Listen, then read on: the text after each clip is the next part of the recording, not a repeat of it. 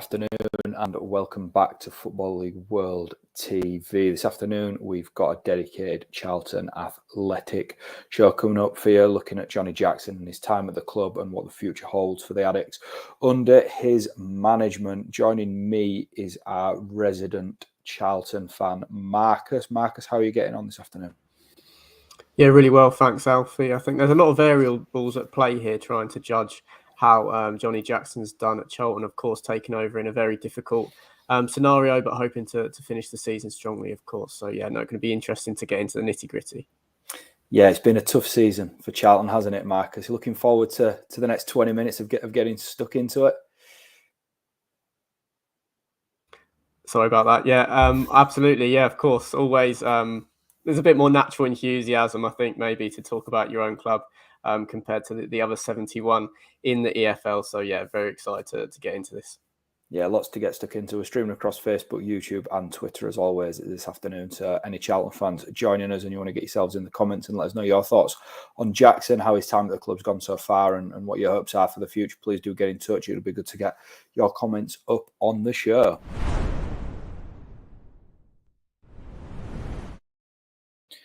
Without sort of brushing over the start of the season, then Marcus, too much, we'll go back to the time that Jackson was appointed as permanent manager of Charlton Athletic. I was back in December after 7 wins from 10 in caretaker charge. That was the best ever start a manager has had in charge of Charlton. So it was a bit of a no-brainer, really, giving Jackson the permanent job. Absolutely, yeah. The hike in performance levels that was seen pretty much as soon as Jackson took over the job left the club with a pretty obvious decision to give him, to reinstate him as well, not reinstate, but take the caretaker title away from him and have him as permanent manager. That seemed to be what the general consensus was, even from outside the club. It was becoming hard to justify seeing the performances that Charlton were putting in and still having Johnnie Jackson as just a caretaker manager. So, yeah, it was definitely a decision that had to come and a decision that he'd earned and a title that he'd earned over a backlog of work.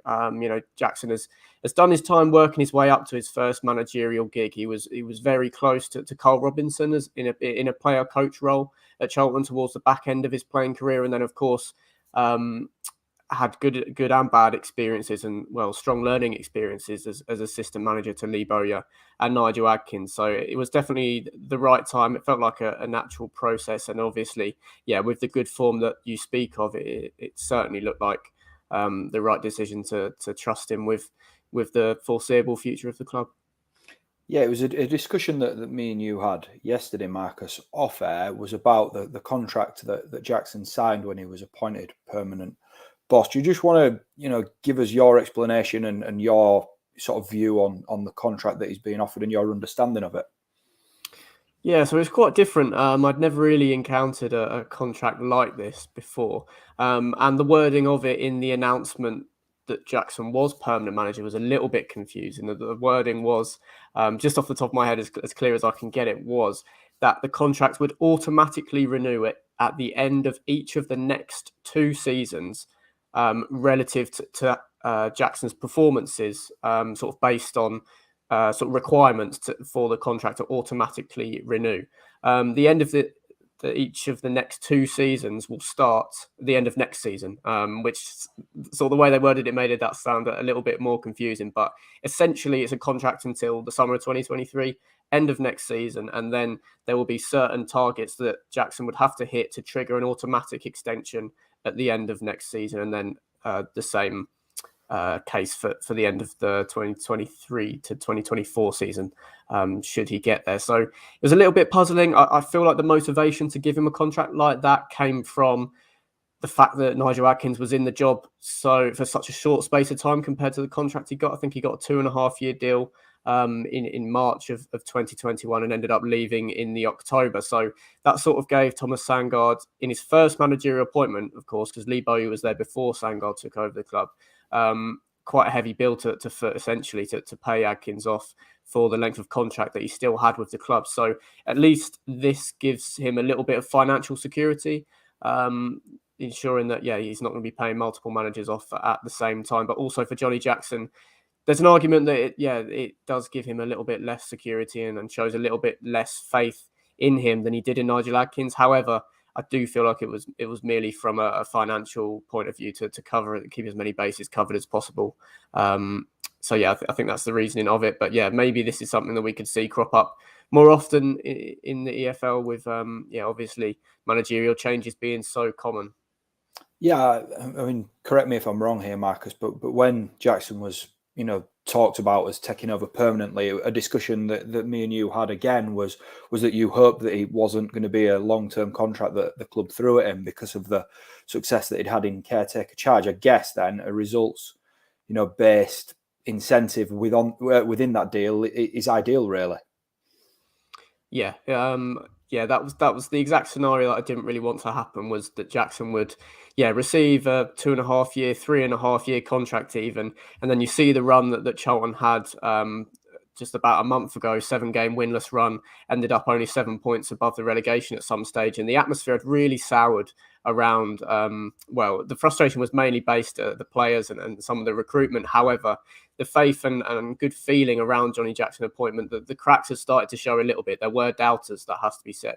Now, that would have been a lot more concerning from a sort of a sustainability point of view if Jackson had a 3-year contract, whereas currently he's only got a deal until the end of next season. That would, if the board were to make a change, that would have to be dealt with. So yeah, it just puts you in a stronger position financially, because even though Johnnie Jackson started so incredibly well in the job, I think it was always going to be unrealistic to expect the sort of win percentages and the amount of points he was picking up in those first games to continue right up until the end of the season. There were going to be some rough patches, and inevitably those did crop up. Yeah, and that, as it happens, has happened. It's 7 wins from the last 20 games across all competitions. I think I'm correct in saying that, and 3 of those have come in the last 3 League One fixtures. So a really good start for Jackson in caretaker charge, and then things have tailed off, and Charlton are drifting towards mid-table in League One as we speak. Marcus, just give us your general thoughts on how Charlton have performed under Jackson then. I don't think you could have asked a lot more, to be honest. When he takes over the job, they're 4 points inside the relegation zone. So they get a win at Sunderland, a terrific result in Jackson's very first game, and they're still stuck inside the bottom 4. So there was a very realistic chance, if performances carried on at the level that they were under Nigel Adkins, that Charlton would be relegated to League Two this season. So I know he was able to get Charlton well safe and well clear of relegation very, very quickly in his reign, but I don't think that should be overlooked as an achievement. I think it should be an achievement in itself that people were getting frustrated that Charlton weren't kicking on and joining that playoff chasing pack, because that wasn't even in the conversation when he took over. The relegation fears were very serious. And I think Charlton had only won 2 games out of 13 when he took over. So yeah, it was dire straits when he took the job, and he deserves a lot of credit from taking them from 4 points inside the bottom 4 to having a chance to finish in the top half with 7 games remaining, which I think would have to represent success. I had a little look on where Charlton would rank if the season did start on in late October when Nigel Adkins was dismissed, and they'd be 10th, 7 points off of the top 6 places. That's from 12 wins, 4 draws, and 10 defeats. However, I do think possibly they would be a little bit closer had that actually happened in this fantasy universe that I'm creating, because the lack of competition and having things to play for, the lack of what's been at stake, I think, in the last couple of months has seen a sort of natural dip in performance levels and motivation, just because the players have been aware that promotion and relegation are extremely unlikely. So there has been a sense that the campaign has been fizzling out a touch, which I think, even if the players are being drummed into them that can't happen, I understand how subconsciously, with a little bit less at stake, that can creep in a little bit. So yeah, 10th in the league since he took over, I think is respectable. And yeah, to have Charlton fans in a position where they were disappointed to not push into the playoff chasing pack speaks volumes to what an outstanding job that he's done. Yeah, I was reading an interview with Jackson from TalkSport, I think it was, just doing some prep for this show, and he did discuss the fact that the ambition was to push on towards the playoffs after the start that he'd had. But, I know you've sort of brushed across it there, Marcus, but that was probably a little bit unrealistic from where he picked the club up in. Yeah. Also, 4 points inside the relegation zone, as I said. But Charlton were had the second worst defensive record in League One at that stage of the season. I think it was only Morecambe that had conceded more goals. So the way that he's turned that around has been particularly impressive. Charlton have conceded 26 goals in 26 games, league games, since Jackson took charge. So he's really been able to shore that up. And yeah, so I think there was we did enter Dare to Dream territory, I'd like to call it. I think after 4 wins from 5, when he took over, 4 wins and 1 draw, beat Plymouth at home in late November quite convincingly, 2-0. Then it did feel like the playoffs was potentially a little bit more than a pipe dream, but away form really fell off a cliff for the next few months after that. So Charlton were producing sort of a consistent level of performance at home and still getting themselves sort of in between single digits from the playoffs, but they weren't able to pick up points with much regularity on the road. So that caused that sort of bid to fall away in the middle of the season. So yeah, of course, some of the performance levels have suggested that playoffs was achievable, but given how far off the pace they were, it was always going to be a very big ask.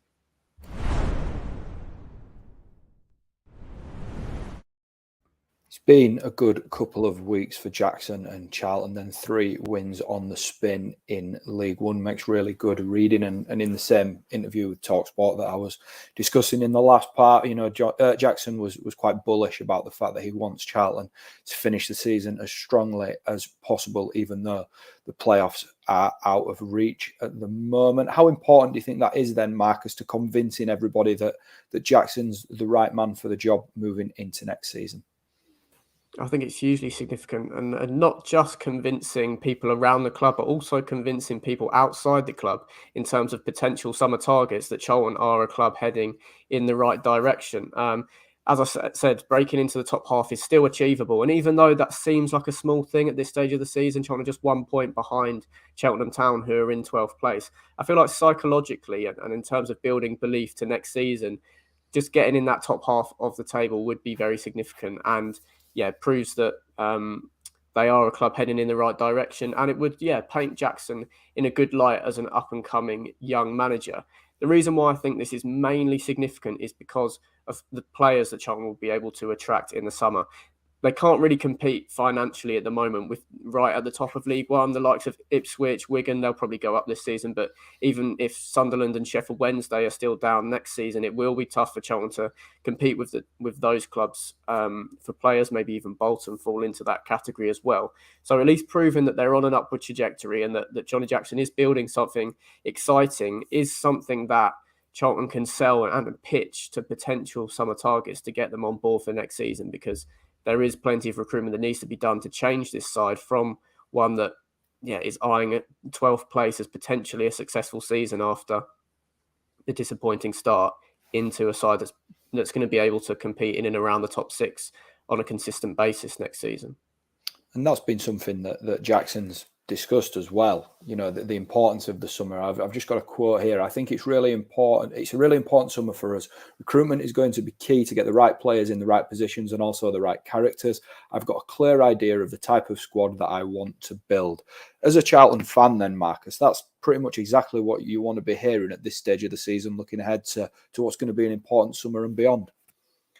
Yeah, one thing that I particularly respect about Jackson is how bold he is.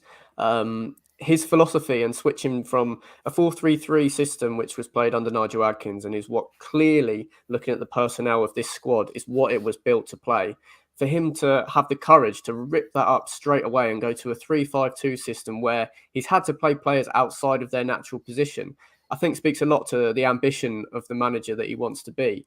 To have the confidence to back himself, really, to get his own methods across in a completely different system to a group of players where he could have taken the easy route because naturally they are more suited to a 4-3-3 formation. And he could have, stuck with that and just hoped for extra levels of endeavour could increase, improve the results. But he's switched it up to a 3-5-2. And it's just shown an inner belief that he can make that work. And he's got this idea in his head that he just has to mould it towards. He doesn't have all the personnel at his disposal right now. As I said, they were recruited for a different manager to play a completely different system, but he backs his own ability. And he clearly believes in this system and this philosophy that he's building towards. He's spoken in the past about wanting to get some more physical, sort of taller players. I'm not someone that likes that type of brand of football, but from where I stand, whatever gets you out of League One will do. So yeah, it's nice to hear how confident he is in his own ability. And yeah, sometimes the word philosophy gets bandied about as in something that makes managers better than other ones. I don't think that's necessarily true, but it is nice to see at least that he is so confident and he is thinking of a long-term picture to build towards at Charlton. Yeah, I think that you sometimes forget, given how long Jackson's been in and around sort of the coaching team at Charlton, just how young he is. He's definitely still a manager that's finding his way. And you know, you mentioned philosophies there, Marcus. He's still sort of trying to chip away at what's going to be his philosophy moving forwards, isn't it? Yeah, we've seen the growth of three at the back, particularly in League One and League Two, has been a real theme in the last few years. We see so many sides, particularly at the top end of League One this season, playing one of those. You know, Rotherham's a back three, Milton Keynes Don's a back three. Bolton went to a back three so successfully and have flown up the table. Same with Ipswich Town. So it's a saturated market in that respect, but yeah, that's clearly what Jackson's looked to. It'd be interesting to see who his real sort of influencers are to push him towards that. Obviously not Nigel Adkins, who he was working with for about 7 months last year, but Lee Bowyer's played a back three at Birmingham this season. So yeah, it's interesting to see because I think modern football has changed a lot and we've seen that filter down to the EFL. And yeah, deploying a back three seems to suit you more.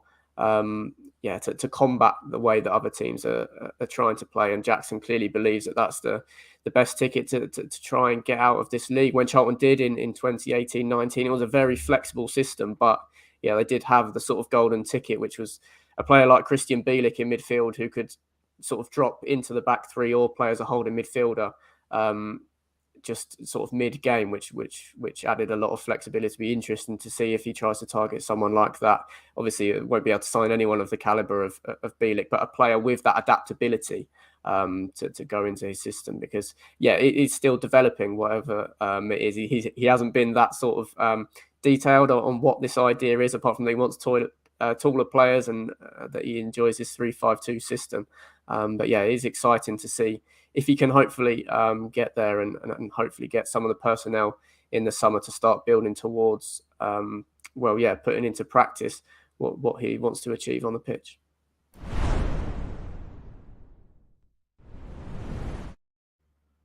Moving forwards then under Jackson for Charlton, I've got a little bit of a threefold question for you, Marcus. I'll come with the first point, and I think I know the answer to this already. Do you want Jackson to continue beyond this season? Yeah, certainly. He's earned enough trust over the last, since 2010 joining the club really, and then also this season. I think when you look at his job in isolation, where he's taken Charlton from and to, it has to be classed as a good job.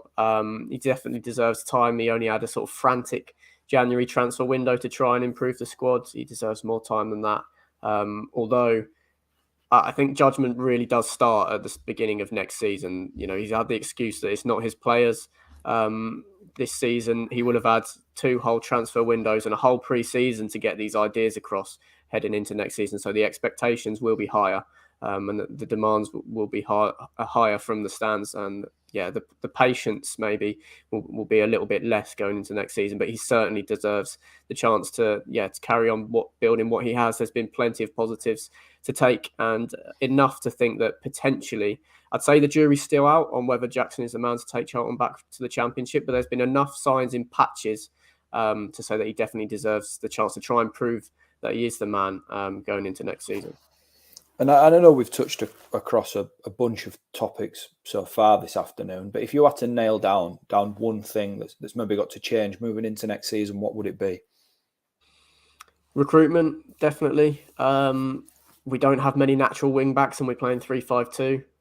That's got to change and that's got to help Jackson improve the squad and get players that are more suited to ideas. Also, in a back three system, I think ball playing centre backs are more essential. They tend to get the ball more regularly in more space and with greater attacking licence. He's been able to convert Sean Clare from a central midfielder into a very effective right centre back this season, which shows some of his coaching abilities. But maybe someone like that on the left hand side would be a good sign. And obviously, Akinfenwa still up in the air whether he's going to. Charlton are going to trigger the option to buy clause or not, with him being out of the side of late. And wing backs, the main thing that needs to change for me is recruitment, because it has been based around a 4-3-3 system. I was surprised to see Scott Fraser being deployed as a number 8 when he's been a number 10 to so much success at Burton Albion and Milton Keynes Dons, of course, before his unsuccessful move to Ipswich. But clearly Jackson using this last part of the season to try and convert Fraser into the midfielder that he sees as being effective for Charlton in the future. So, yeah, no more square pegs in round holes. We've got to recruit players to this system. I think wing backs and ball playing centre backs are probably the areas that are most needed, that would have the biggest improvement on the side, because it has been quite difficult at times seeing the likes of Jonathan Leaker and Adam Matthews at right wing back when it doesn't suit them as much as some other players. I think the recruitment style, and hopefully Jackson can have a big say on that and get players that he thinks will make the side more in line with his ideas. And finally then, what do you think the ambition will be for Charlton next season? Obviously a massive club in League One, but a very competitive division as well.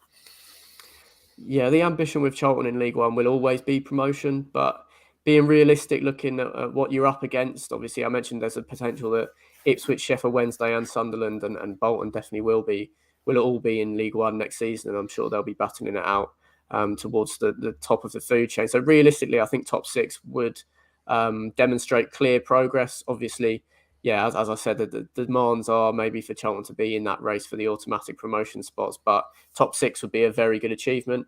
But they need to be in the mix at least, I think, for Jackson's sort of job to be justified and for him to feel safe about it. Judgment, as I said, does really start at the end of next season. Charlton need to be at least in that top 6 conversation.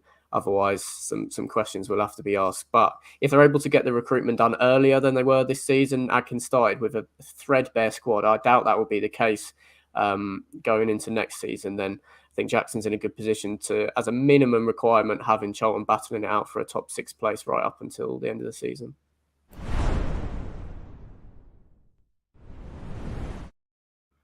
That concludes this afternoon's debate show then. Thanks to Marcus for joining me and anybody else that's joined us across Facebook, YouTube and Twitter. Plenty more coming up on Football League World TV over the course of the week as we build up towards the weekend's action with the return of the Championship, of course, after the March international break. So do join us again and we'll see you again soon.